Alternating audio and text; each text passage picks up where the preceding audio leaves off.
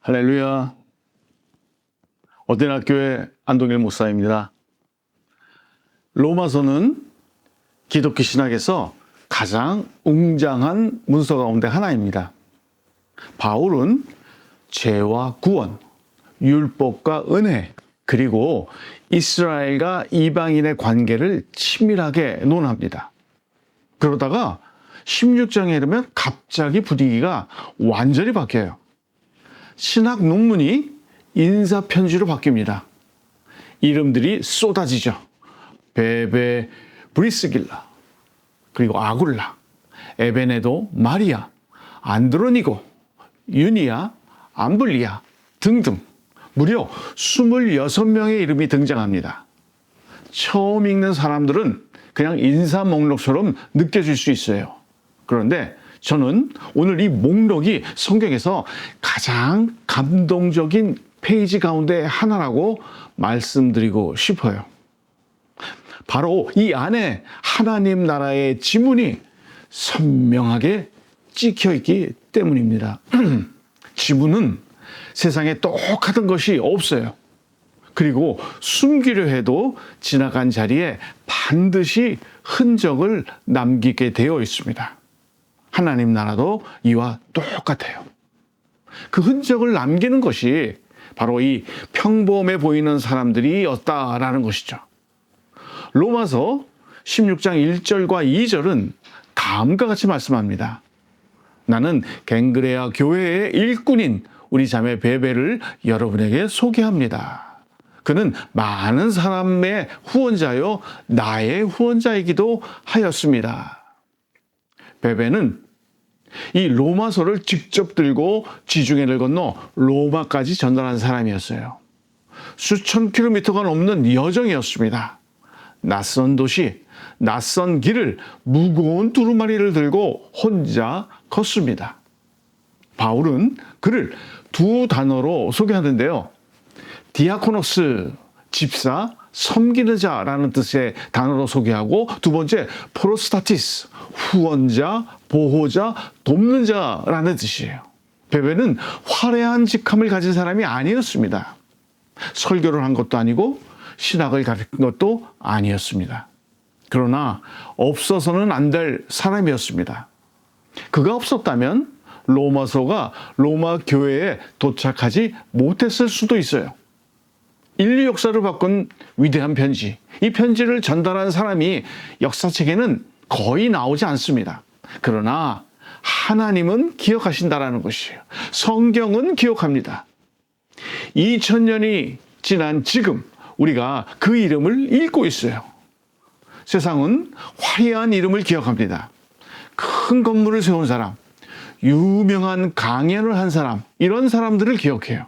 하지만 하나님 나라는 다른 것을 기억합니다. 묵묵히 섬긴 사람, 뒤에서 도운 사람, 자신의 것을 내어준 사람을 기억합니다. 사랑하는 여러분, 지금 이 공동체 안에도 베베는 있습니다. 아무도 알아주지 않아도 공동체를 위해 기도하는 분이 있습니다. 댓글 한 줄로 외로운 지체를 일으켜주는 분이 있습니다. 그 이름 하나하나가 하나님의 기억 안에 있는 것이에요. 또한 오늘 본문 16장 3절과 5절은 다음처럼 증거하는데요. 그리스도 예수 안에서 나의 동역자인 브리스가와 아굴라에게 문안하여 주십시오. 그들의 집에 있는 교회에도 문안하여 주십시오. 브리스가와 아굴라는 부부였는데요. 천막을 만드는 장인이었습니다. 클라우디우스 황제의 유대인 추방령 이후 고린도로 왔다가 바울을 만나 함께 일을 시작합니다. 이후 에베소로도 갔고 또 로마로 돌아왔습니다. 바울은 이들이 자기 목숨을 내놓았다라고 말합니다. 구체적인 기록은 없지만 자신의 안전보다 복음을 선택한 사람들이었다라는 것이죠.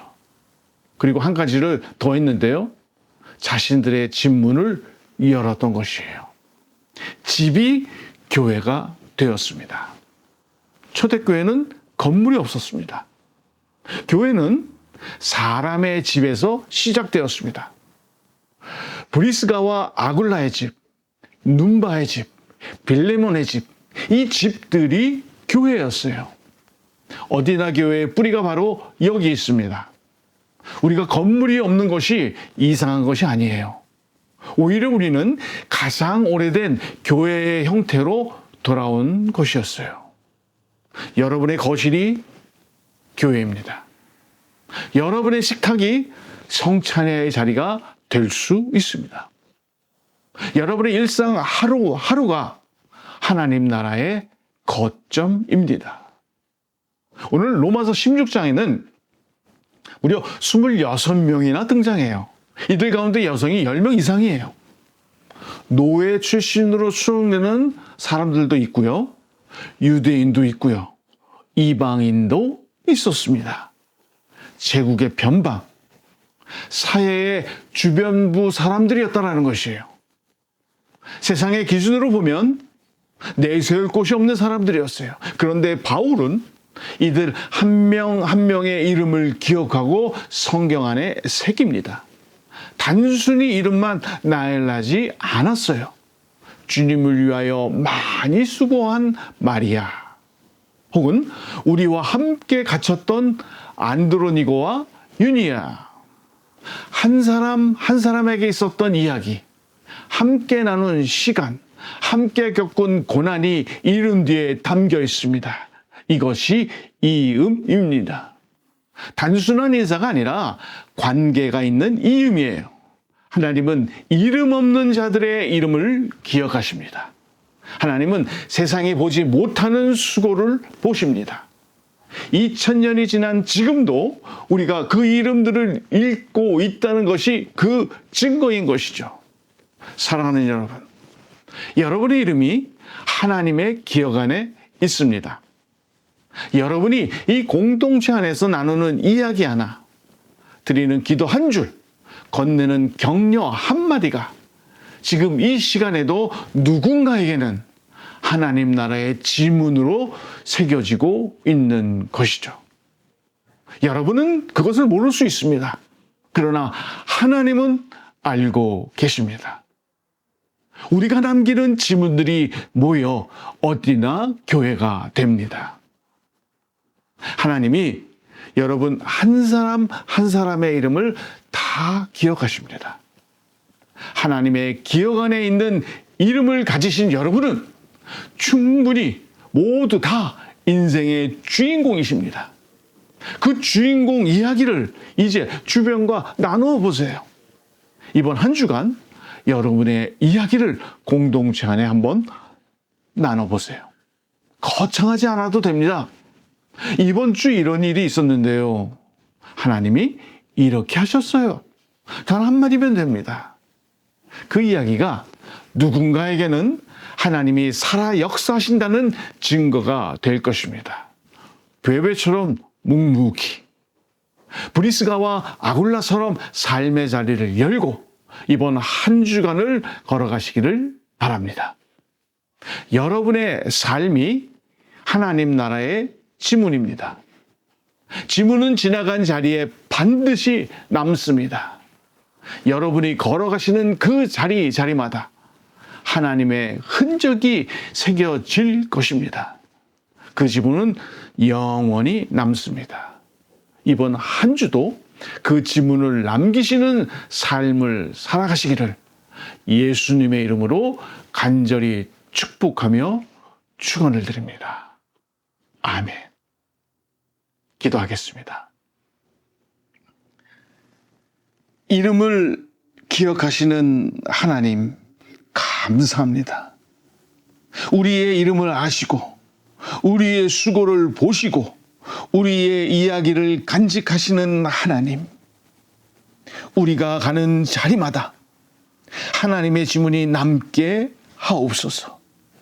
베베처럼 묵묵히 남게 하옵소서. 브리스가와 아굴라처럼 삶의 자리를 하나님의 거점으로 열게 하옵소서. 우리 이야기가 다음 세대에게 흘러가게 하옵소서. 예수 그리스도의 이름으로 감사하며 간절히 기도하여 싸움나이다. 아멘.